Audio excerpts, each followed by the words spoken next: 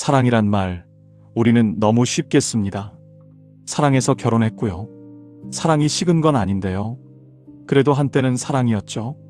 그런데 한 남자는 이렇게 말했습니다. 사랑은 감정이 아닙니다. 기술입니다. 이 말을 처음 들은 사람들은 고개를 갸웃했을 겁니다. 사랑이 기술이라고요? 운전도 아니고 요리도 아니고 사랑이요? 하지만 이 말을 한 사람은 사랑을 가볍게 본 사람이 아니라 오히려 사랑을 너무 진지하게 본 사람이었습니다. 더 정확히 말하면 사랑 때문에 너무 많이 아파본 사람이었습니다. 오늘 이야기는 사랑을 가장 현실적으로 그리고 가장 따뜻하게 바라본 철학자 에리히 프롬, 그의 이야기입니다. 우리는 보통 이렇게 생각합니다. 사랑은 느낌이다. 마음이 움직이면 되는 거다. 그래서 마음이 안 움직이면 우리는 말하죠. 어쩔 수 없지. 사랑이 아닌가 봐. 그런데 한 번만 조용히 이렇게 물어보면 어떨까요? 우리는 사랑을 배워본 적이 있었을까요? 에리히 프롬은 1900년 독일 프랑크푸르트에서 태어났습니다. 그의 아버지 나프탈리는 유대인 와인 상인이었고 어머니 로자는 핀란드계 유대인이었습니다. 프롬의 가문은 여러 세대에 걸쳐 유대교 랍비를 배출해온 종교적으로 엄격한 집안이었습니다. 프롬 자신은 훗날 자기 어린 시절을 이렇게 표현했습니다. 근심 많은 아버지와 자주 우울해하는 어머니 사이의 외아들. 짧은 문장이지만 그 안에 얼마나 많은 무게가 담겨 있었을까요? 어머니는 감정 기복이 심했습니다. 종종 우울에 빠졌고 어린 프롬은 울고 있는 어머니를 달래야 했습니다. 그것도 외동아들로서요. 아버지는 지나치게 염려가 많았습니다. 소심하고 불안했던 아버지는 아들에게 끊임없이 간섭을 했습니다. 외동아들이었던 프롬은 특히 어머니에게서 정신적으로 독립하는데 평생이 걸렸다고 합니다. 아버지의 그늘에서는 대학에 진학하면서 다른 어른 스승들을 만나 비교적 평탄하게 벗어났지만 어머니의 그늘은 달랐습니다. 그것은 전생애를 걸쳐 힘든 과제였습니다. 이런 가정에서 자란 프롬은 자연스럽게 인간 내면에 깊은 관심을 갖게 되었습니다. 사람들은 왜 이렇게 고통스러워할까? 왜 서로를 이해하지 못할까? 왜 가장 가까운 사람들 사이에서 가장 깊은 상처가 생기는 걸까? 10대 후반, 프롬에게 큰 충격을 준 사건이 있었습니다. 가족 지인의 딸이 아버지의 죽음을 이기지 못해 자살한 것입니다. 젊고 아름다웠던 그 여성은 아버지가 세상을 떠나자 삶의 의미를 잃었고 결국 스스로 목숨을 끊었습니다. 어린 프롬은 이 비극을 접하면서 평생의 질문을 품게 됩니다. 왜 사람은 삶을 포기하는가? 고통은 어디서 오는가? 그리고 더 근본적으로 사랑은 무엇인가? 프롬은 처음에는 법학을 공부했습니다. 삼촌의 영향으로 프랑크푸르트 대학에서 변호사를 준비했죠. 하지만 2학기 만에 깨달았습니다. 이건 내 길이 아니라고. 그는 하이델베르크 대학으로 옮겨 사회학을 배우기 시작했습니다. 그곳에서 그는 유대교 경전인 탈무드와 메시아 사상을 깊이 공부했습니다. 예언자들의 윤리적 가르침에 깊은 감명을 받았습니다. 한때는 시오니즘 운동에도 참여했습니다. 하지만 그 안에서 느낀 민족주의적 열광과 배타성의 환멸을 느껴 스스로 거리를 두게 됩니다. 프롬은 언제나 그랬습니다. 어떤 집단에도 완전히 속하지 못했습니다. 유대교 전통을 사랑했지만 권위주의는 거부했고 집단의 따뜻함을 원했지만 배타성은 받아들일 수 없었습니다. 이 외로운 줄타기는 평생 계속되었습니다. 그리고 그 무렵 프롬은 사랑에 빠집니다. 그것도 운명적인 사랑이에요. 상대는 프리다 라이히만. 정신과 의사였던 그녀는 프롬보다 11살이나 많았습니다. 지적으로도 앞서 있었고 이미 자기 분야에서 인정받는 전문가였습니다. 프롬은 23세 청년이었고 프리다는 34살의 성숙한 여성이었습니다. 프롬은 프리다에게서 정신분석을 배웠습니다. 환자이자 제자였던 그는 어느새 동료가 되었고 연인이 되었습니다. 둘은 함께 하이델베르크의 심리치료소를 세웠습니다. 환자들을 함께 돌봤습니다. 1926년 그들은 결혼했습니다. 프롬이 훗날 말한 사랑은 실천이라는 개념은 아마도 이때의 경험에서 나온 것일 겁니다. 그들은 말 그대로 사랑을 일과 일상 속에서 실천하고 있었으니까요. 함께 환자를 치료하고 함께 학문을 탐구하고 함께 미래를 그렸습니다. 하지만 사랑은 영원하지 않았습니다. 정확히는 그들의 결혼이 영원하지 않았습니다. 프롬과 프리다는 점점 멀어졌습니다. 지적 동반자로서는 훌륭했지만 부부로서는 어떤 균열이 생기기 시작했습니다. 1930년대 나치가 독일을 장악하기 시작했습니다. 유대인이었던 프롬과 프리다는 유럽을 떠나야 했습니다. 프리다는 먼저 미국으로 건너갔고 프롬은 잠시 제네바를 거쳐 1934년 뉴욕으로 갔습니다. 망명이었습니다. 새로운 땅, 새로운 언어, 새로운 삶. 프롬은 컬럼비아 대학에서 자리를 잡았습니다. 그는 미국의 문화주의 인류학자들 카렌 호나이, 해리 스택 설리번, 마거린 미드 같은 학자들과 교류하며 자신만의 사상을 발전시켜 나갔습니다. 영어를 원어민 수준으로 익혔습니다. 그러는 동안 프리다와의 관계는 완전히 식어갔습니다. 1944년 그들은 공식적으로 이혼했습니다. 18년간의 결혼이 끝난 것입니다. 프롬은 이 경험을 통해 무엇을 배웠을까요? 아마도 이것이었을 겁니다. 사랑한다는 것만으로는 부족하다는 것, 존경한다는 것만으로도 부족하다는 것, 함께 일한다는 것만으로도 부족하다는 것. 그가 훗날 사랑의 기술에서 말한 사랑이란 상대의 성장과 자유를 위해 존재하는 것이라는 구절은 아마도 프리다와의 경험을 돌려 쓴 것인지도 모릅니다. 한때 사랑했고 끝내는 놓아야만 했던 관계의 정수였을 것입니다. 1941년 프롬은 그의 대표작 자유로부터의 도피를 출간했습니다. 이 책은 전쟁 와중에도 엄청난 반향을 불러일으켰습니다. 5쇄를 찍었고 결국 500만 부 이상 팔렸으며 28개 언어로 번역되었습니다. 프롬이 이 책에서 던진 질문은 이것이었습니다. 왜 사람들은 자유를 얻고도 다시 속박을 선택하는가? 그는 히틀러의 등장을 목격했습니다.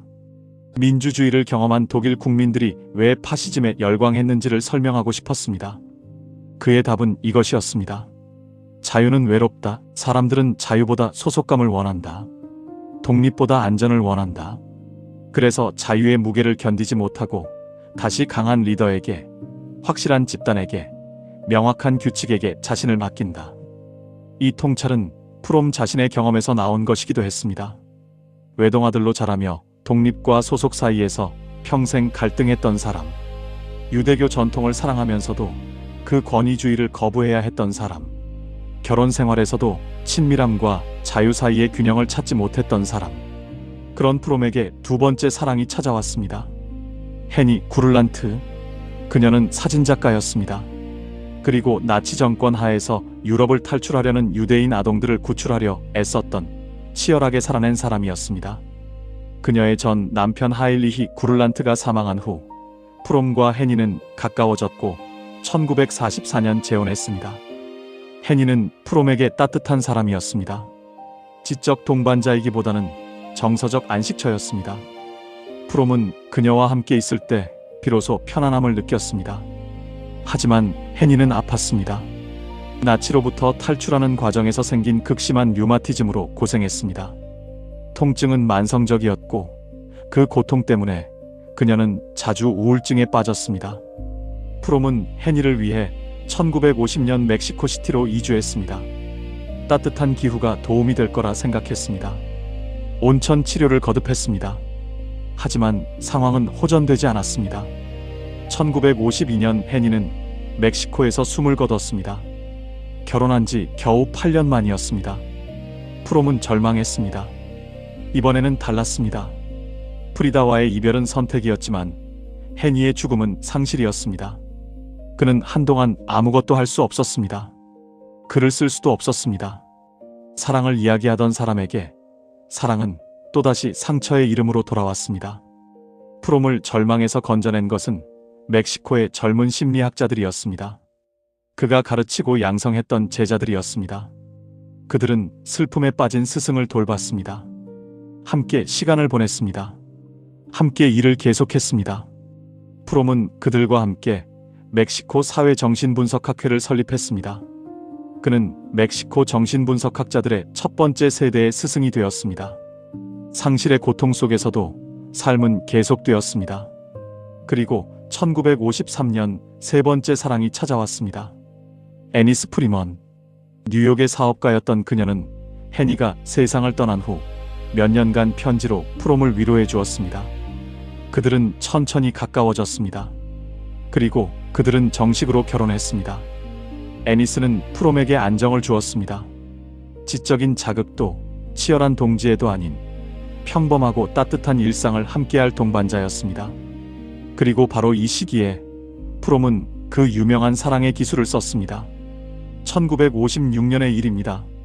세 번의 사랑, 세 번의 결혼, 그리고 수없이 많은 이별과 상실을 겪은 후에야 프롬은 비로소 사랑에 대해 쓸 수 있었습니다.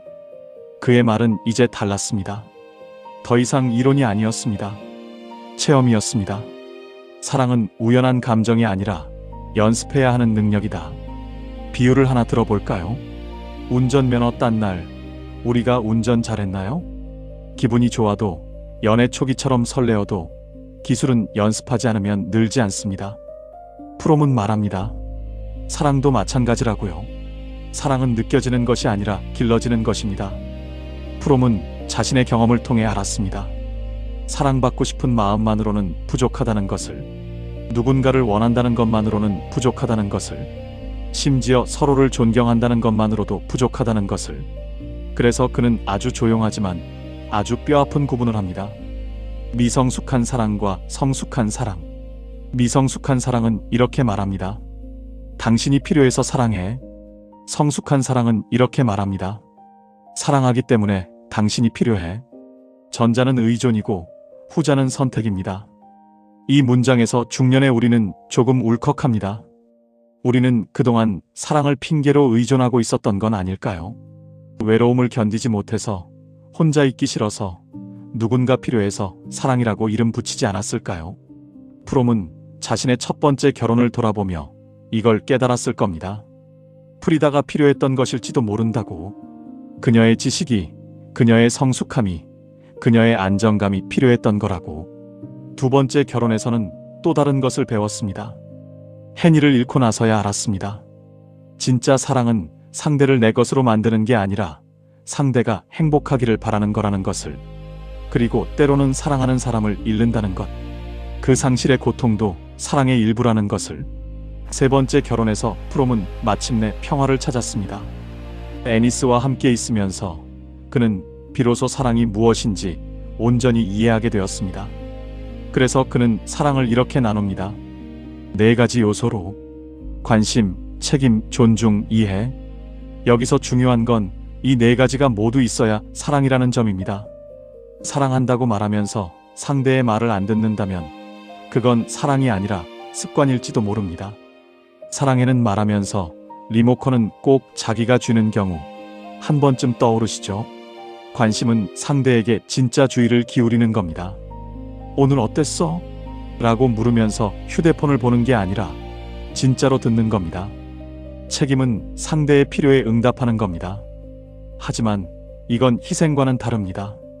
억지로 하는 게 아니라 기꺼이 하는 겁니다. 존중은 상대를 있는 그대로 보는 겁니다. 당신이 이렇게 바뀌면 좋겠어가 아니라 당신은 지금 이대로 괜찮아 라고 말하는 겁니다. 이해는 상대의 입장에서 생각하는 겁니다. 내가 보기엔이 아니라 당신 입장에서는 이라고 접근하는 겁니다. 프롬은 세 번의 결혼을 통해 이 네 가지를 하나씩 배워갔습니다. 프리다와의 관계에서는 책임을 배웠습니다. 해니와의 관계에서는 관심과 존중을 배웠습니다. 애니스와의 관계에서는 비로소 이해를 배웠습니다. 사람들은 프롬을 이렇게 오해합니다. 사랑을 너무 어렵게 만든다. 그냥 느낌이면 되지. 하지만 프롬의 진짜 의도는 정반대였습니다.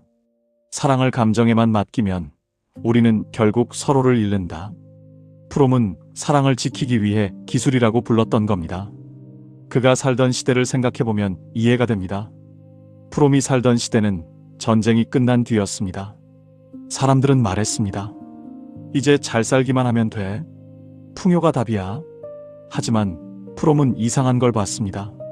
집은 커졌는데 마음은 작아지고 있었거든요. 사람들은 사랑마저도 이렇게 대하기 시작했습니다. 나한테 뭘 해줄 수 있지? 내가 손해보진 않을까? 프롬은 말합니다. 이건 사랑이 아니라 거래라고요.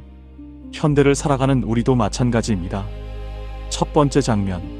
말은 적어지고 한 공간에 있지만 각자 휴대폰을 보는 부부. 사랑이 사라진 게 아닙니다. 관심이 연습되지 않은 겁니다. 두 번째 장면. 자식에게 다 너 잘되라고 하는 말이야. 그런데 존중이 빠져 있습니다. 프롬이라면 이렇게 말했을 겁니다. 그건 사랑이 아니라 통제일 수 있습니다. 프롬은 끝까지 사랑을 포기하지 않았습니다. 세 번의 결혼, 수많은 고통, 그리고 헤아릴 수 없는 외로움을 겪으면서도 그는 말합니다. 사랑은 누군가를 얻는 일이 아니라 나 자신이 성숙해지는 과정이다. 사랑은 상대를 바꾸는 기술이 아니라 나를 단련하는 기술입니다. 프롬은 1980년 스위스에서 80살의 나이로 세상을 떠났습니다. 애니스와 함께한 마지막 27년은 평화로웠다고 합니다. 그의 인생은 그 자체로 사랑의 기술이었습니다. 실패하고 다시 일어서고 또 실패하고 그러면서도 포기하지 않고 계속 사랑하려 했던 한 사람의 기록이었습니다. 어쩌면 그래서 그의 말이 우리에게 이렇게 와닿는지도 모릅니다. 그는 사랑을 완벽하게 해낸 사람이 아니라 사랑 때문에 많이 실패하고 많이 아파본 사람이니까요. 그리고 그렇기에 그는 우리에게 말할 자격이 있었습니다. 그래도 사랑하세요. 계속 연습하세요. 사랑은 기술입니다. 인생 노트 3줄. 첫째, 사랑은 감정이 아니라 기술이다. 둘째, 기술은 연습할수록 깊어진다. 셋째, 사랑은 나를 자라게 한다. 오늘의 실험. 오늘 딱 한 사람에게 조언 말고 그건 어떤 기분이었어요? 이 질문 하나만 건네보세요. 프롬이 평생 연습했던 것처럼 관심과 이해를 담아서요. 오늘도 쉽지 않은 하루를 잘 살아내신 당신께 진심 어린 칭찬을 드립니다. 구독과 좋아요 한 번씩 눌러주시면 함께 보는 인생노트 철학 이야기 곧 다시 찾아뵙겠습니다. 내일도 행복한 하루 되시길 진심으로 기원합니다.